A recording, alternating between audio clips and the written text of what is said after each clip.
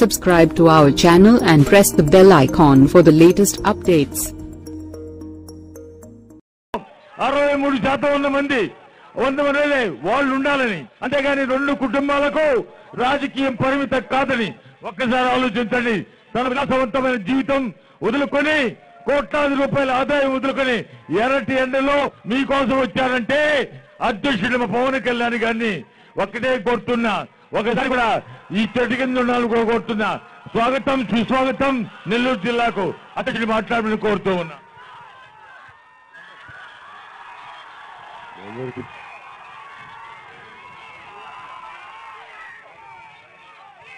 ఎవరికి మనస్ఫూర్తిగా క్షమాపణలు తెలియజేసుకుంటున్నాను.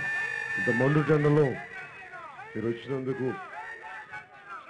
జనసేన నాయకులందరికీ, అభిమానులు, ఒక నిమిషం కనీసం కొవ్వూరు సభ నుంచి చెప్తా ఉన్నాను, దయచేసి సైడ్స్ లో ఉన్నట్లయింది. ఇంత ఎండలో మట్టి మధ్యాహ్నం మాడిపోతూ ఉంటారు. కనీసం మీరు ఆ జాగ్రత్తలు కూడా తీసుకోకపోతే ఎట్లా? దయచేసి పాటించండి. అది కనిపించకపోతే పక్క నుంచి అన్నా వేయండి. ఇంత మట్టి మధ్యాహ్నం ఎవరికైనా ఇబ్బంది ఉండదు. మీరు ప్రేమ చూపించకపోతే ఎట్లా? దయచేసి నిర్లక్ష్యం చేయకండి, దయచేసి నిర్లక్ష్యం చేయొద్దు ప్లీజ్. నా విన్నపం మీకు.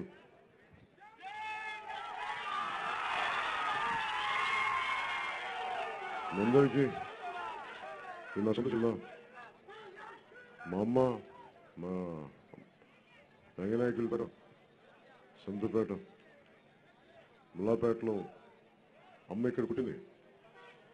అమ్మ తరపు బంధువులందరూ ఇక్కడే, మా తాత కానీ. చిన్న సొంత జిల్లా ఇది, నెల్లూరు జిల్లా.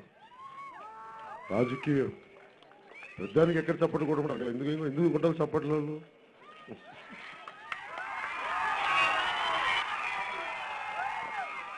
నెల్లూరు జిల్లా వాడిని కాబట్టి ఆయన కొంచెం ఎక్కువ ప్రేమ నా మీద. ఇది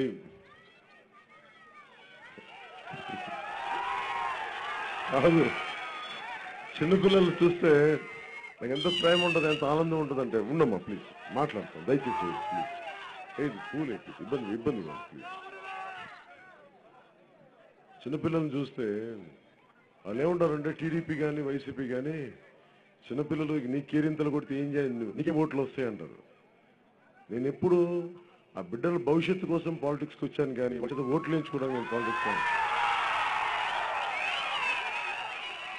అంటే మనిషికి సంబంధం ఓటేనా?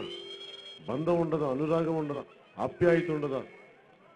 ఎంతసేపు కూర్చోబెట్టి మా చంద్రబాబు గారు అబ్బాయి లోకేష్, లేదంటే మన జగన్ గారి భవిష్యత్తే తప్ప, నేను వచ్చింది మన బిడ్డ భవిష్యత్తు కోసం వచ్చాను, మీ భవిష్యత్తు బాగుండాలని వచ్చాను.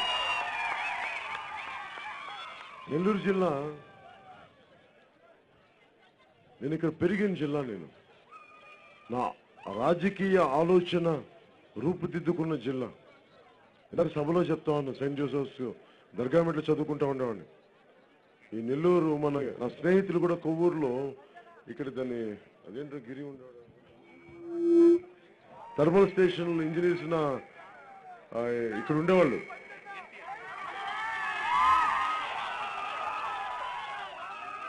ఇక్కడికి వచ్చేవాడిని, ఎప్పుడు వచ్చేవాడిని ఇక్కడికి. నేను ఒక నిమిషం అరవదు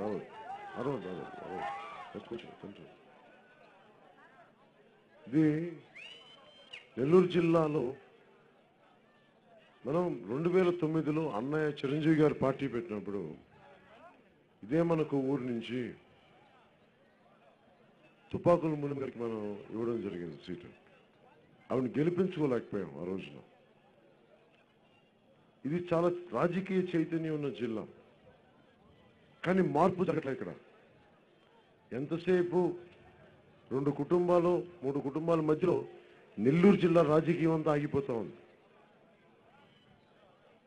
ఎంతసేపు కొవ్వూరు నియోజకవర్గం అంటే శ్రీనివాసులు రెడ్డి గారు ఇంకొకళ్ళు తప్ప కొత్త రావాలి, కొత్త రక్తం రావాలి అని ఆకాంక్ష నాకు. ఆ బీజం చిన్నప్పుడు ఎప్పుడు చదువుకున్నప్పుడు పడింది, నెల్లూరులో చదువుకున్నప్పుడు.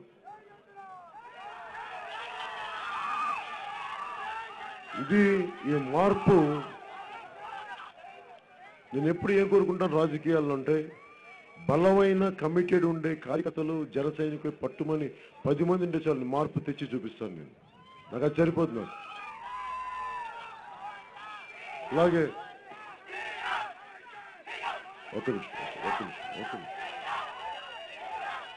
నిమిషం ప్లీజ్ దయచేసి.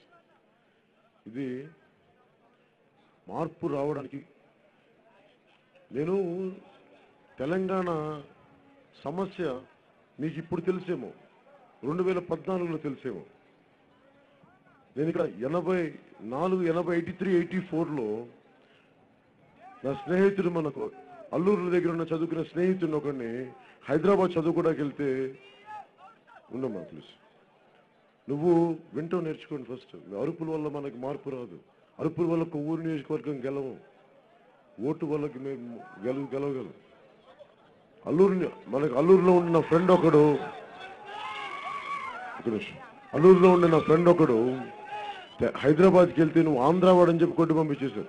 చిన్నప్పుడు అమ్మా ఏంటి మీరు ఆగండి దయచేసి, బాధ్యత మీరే, బాధ్యత లేకపోతే ఎట్లాగా?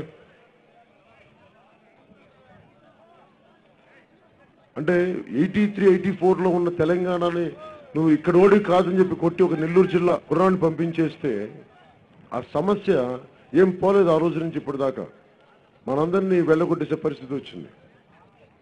ప్రజాప్రతినిధులు ప్రజా సమస్యలు పట్టించుకోకుండా వదిలేస్తే ఈ రోజున ప్రజాప్రతినిధులు చేసిన తప్పుకి ఆంధ్ర ప్రజలంతా తిట్లు తిన్నారు, దోపిడీదారులుగా మాట్లాడబడ్డారు.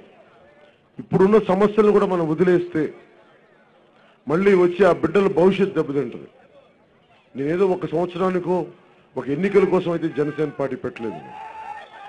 నేను మీకు ఒక 25 సంవత్సరాల భవిష్యత్తు ఉండాలి, ఆ తర్వాత మీ బిడ్డలు ఇంకా 10 సంవత్సరాలకు ఉన్న చిన్న బిడ్డల భవిష్యత్తు బాగుండాలి, ఇంత ఆలోచించి వచ్చాను రాజకీయాల్లోకి. అలాగే సామాజిక న్యాయం అనే అంశంతో వచ్చాం 2009లో. దానిని ముందుకు తీసుకోవడానికి చాలా కష్టం. రాజకీయం అంటే రాష్ట్రాల్లో కానీ కేవలం 2 కుటుంబాల మధ్యలో ఉండిపోతుంది. దాన్ని మార్చాల్సి